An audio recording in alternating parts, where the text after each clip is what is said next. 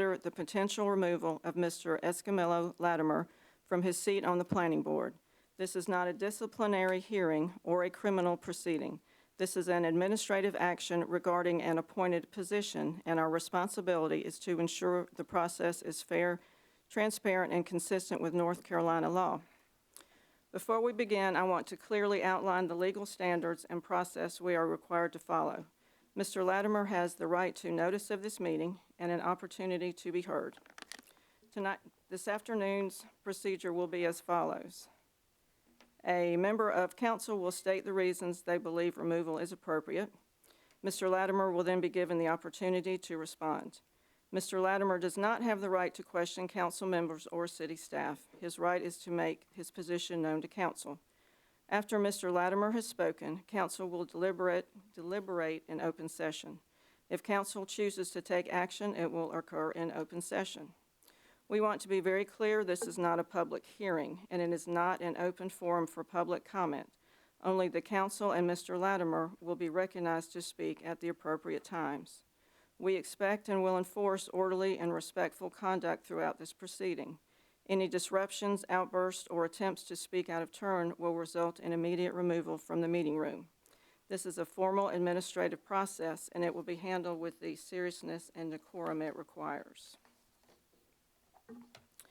At this time, I'll recognize Councilmember Cluis to present the reasons they believe removal is appropriate. Timeline of documented incidents involving Escamillo Latimer. June the 14th, 2025, intimidation at an AARP board meeting at Hamlet Senior Center. Staff and AARP board members reported that Mr. Latimer became irate during a disagreement at an AARP board meeting regarding board eligibility. Security footage shows that Mr. Latimer was aggressive and intimidating to seniors and refused to leave despite multiple requests, leaving only after repeated directives. The incident caused concern among AARP participants and was reported to the city staff at the senior center. Later that same night, an employee reported receiving an intimidating Facebook Messenger call from Mr. Latimer. The call was from Mr. Latimer demanding information about who escalated the AARP incident and who authorized the video footage. The employee reported feeling unsafe and threatened as a result to their supervisor. June the 15th, 2025, unauthorized entry into restricted area confrontation. On the following day, employees reported that Mr. Latimer entered a restricted employee-only area. He confronted another employee, questioning who had reported the AARP incident and who authorized the video review. This employee felt intimidated and in fear for their safety. Due to both employees' reports of feeling threatened and unsafe, the city manager referred the issue to the city attorney. The attorney briefed council on the incident and advised us to issue a no-contact order and ban from restricted city areas pursuant to statutory authority to ensure staff safety of employees. September the 19th, 2025, no contact order served. Mr. Latimer declined to sign for certified service of the order. The no contact order was subsequently served via regular mail and email. October the 29th, 2025, Senior Center incident. Staff reported that Mr. Latimer attempted to enter the Senior Center stating he was retrieving a puzzle even though he has no contact order. After being asked to leave the area by the employee, Mr. Latimer went to the parking lot and made statements to senior patrons that staff perceived as attempts to discredit Senior Center personnel. Following the incident, it was again reported to the city manager, and the city manager referred the issue to the city attorney attorney for council. October the 30th, 2025, phone calls perceived as threatening. Staff again reported receiving a call from an unknown number in which Mr. Latimer took over the phone and in a tone perceived as intimidating, read aloud statements verbatim previously submitted by both employees. Both employees reported feeling threatened and fearful as a result of the call. Emergency no contact order through the courts. Following Mr. Latimer's return to the senior center, despite the existing city no contact order and ban, both employees reported being fearful enough that the city manager sought and obtained an emergency no contact order from Richmond County courts. This was advised by the city attorney to protect our employees. Public statements against planning board members. It was reported recently and validated that Mr. Latimer made public personal attacks about other members of the planning board that could be defamatory. Regardless of validity, such contact was viewed as unprofessional and inconsistent with the role of volunteer board appointee and could disrupt regular orderly meetings and is seen as unprofessional conduct of an appointed board member. Criminal charge for communicating threats. Following the October City Council meeting, another political candidate filed a criminal complaint against Mr. Latimer for communicating threats.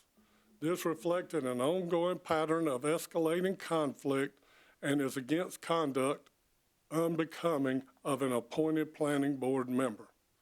Summary for council consideration. Based on documented reports, court orders, staff statements, and recorded incidents, Mr. Latimer's conduct demonstrates repeated behavior that employees have perceived as intimidating and creating an unsafe environment. Multiple times, Mr. Latimer has disregarded and was in violation of the city issue no contact order. Communications that staff reasonably perceive as threatening or hostile. Public conduct that undermines staff morale, public confidence, and planning board integrity. Involvement in police and court matters related to the outlined dates above. Conduct inconsistent with the standards of professionalism and neutrality expected of an appointed planning board member. Collectively, these incidents indicate that Mr. Latimer's continued service does not support a safe, stable, or productive environment for staff or for the Planning and Zoning Board. Ms. Mayor. All right, thank you. Mr. Latimer, you now have the floor. You may provide any statement you wish to council to consider. There's no time limit. When you have concluded your remarks, please indicate you're finished. All right, good evening, everyone. Good afternoon. In regards to the June 14th incident, the official minutes from the ARP meeting, of which I am a member, not a volunteer member, according to the statements that the administration has put out, that I was supposed to be there. And the minutes are contradictory to what the statement you just made on the 6/14. And in short, I think the administration has this. At approximately 10:25, Esco Latimer joined the meeting. He posed a question on the floor about the chapter president serving on the board.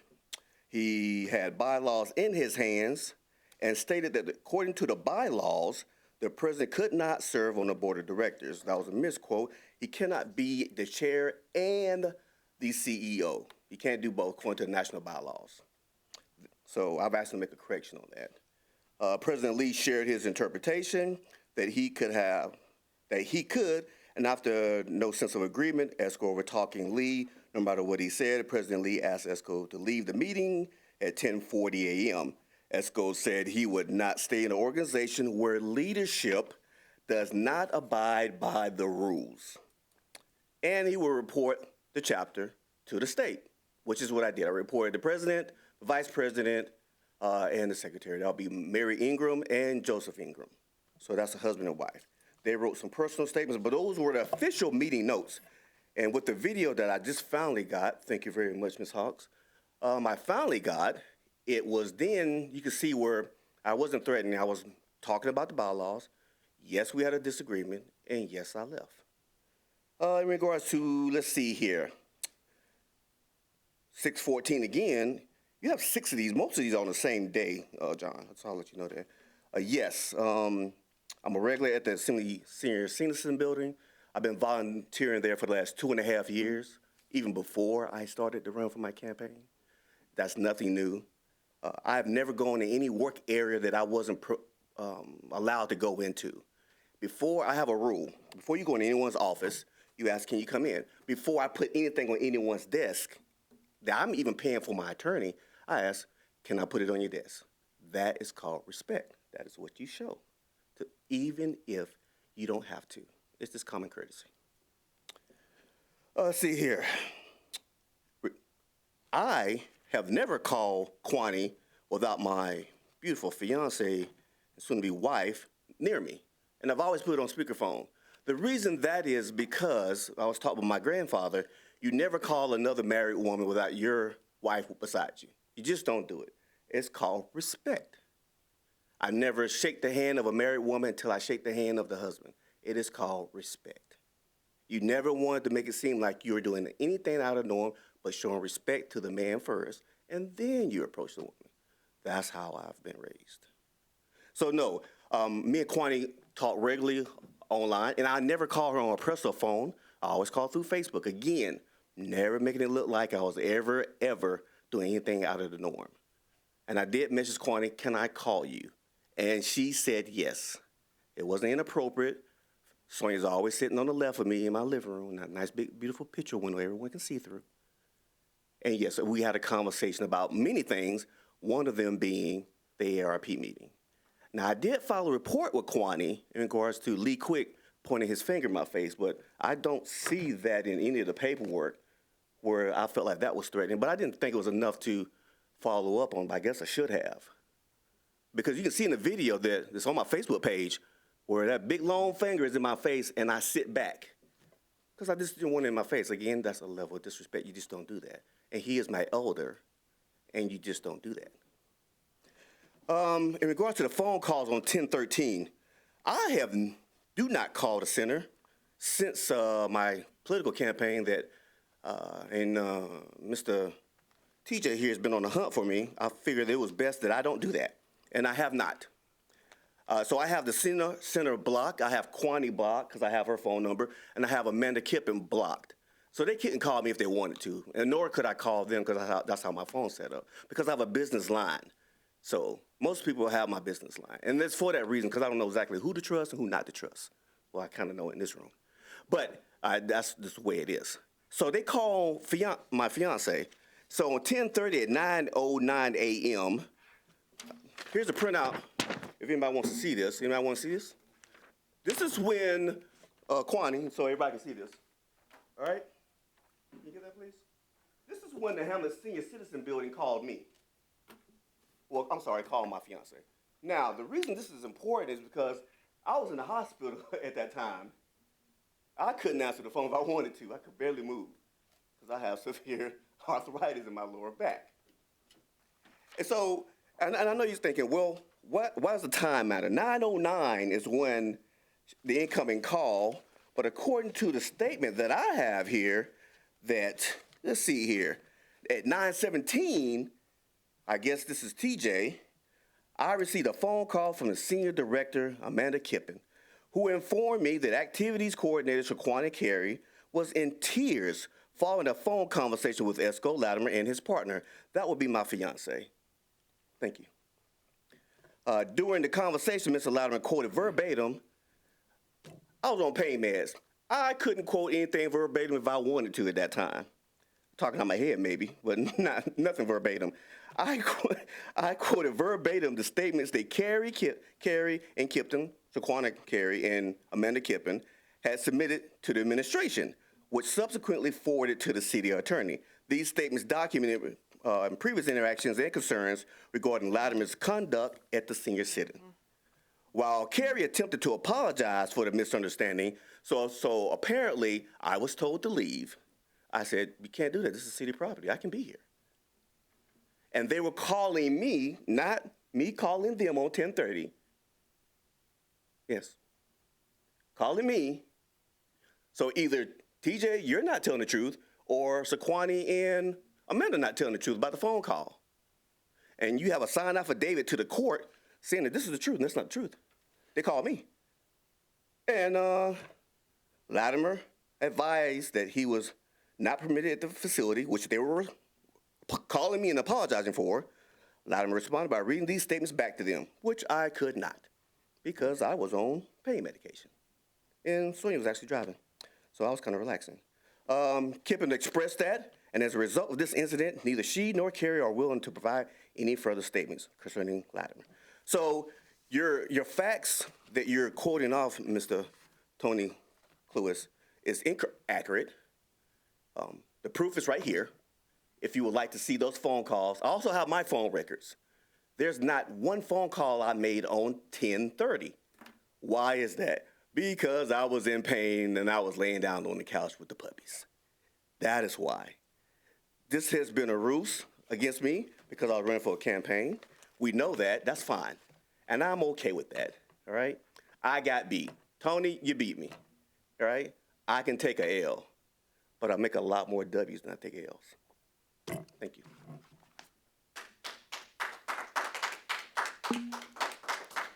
Thank you, Mr. Latimer. At this time, council will deliberate openly. I remind council to speak one at a time and keep all discussion focused solely on whether cause exists for removal under the standards previously outlined. I'll start it off. Mr. Latimer, when you went to these meetings, you said you were there by invitation? You're not supposed to ask questions. You're not supposed to ask him a question. Question, okay. I'll redact that then. Sorry. Sorry about that. That's okay. Anything else, Mr. Sellers? You have anything else you No, I want to had talk to us about? no, go ahead. Okay.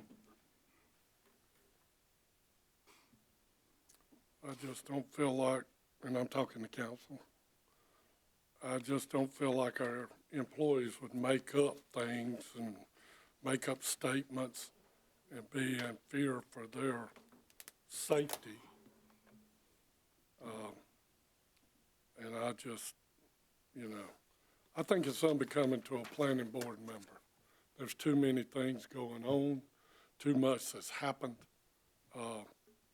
and regardless of the outcome of the election, I don't think that has anything to do with it. And I think we need to take action, and I want to see what everybody else's thoughts are.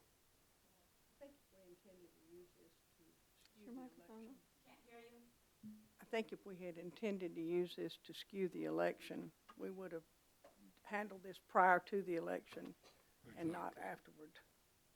So our timing certainly does not indicate that we intended to affect the election with this outcome. And I have watched the video where he did discredit another planning board member and called him by name. So.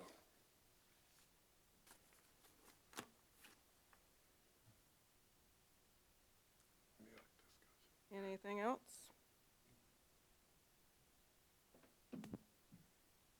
You got anything to say?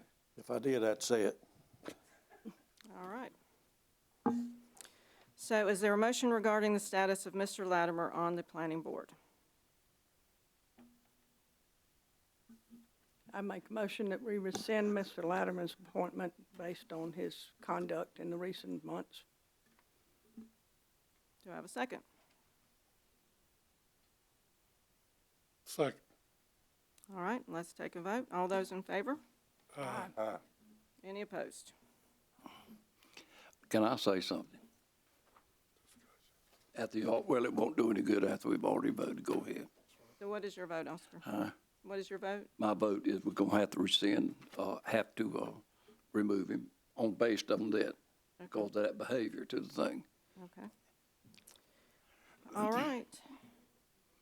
So, it's unanimous that he will be removed. Effective immediately. Right? Okay. Need a motion to resign.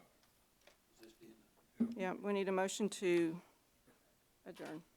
Make a motion, we adjourn. Second. All in favor? All right.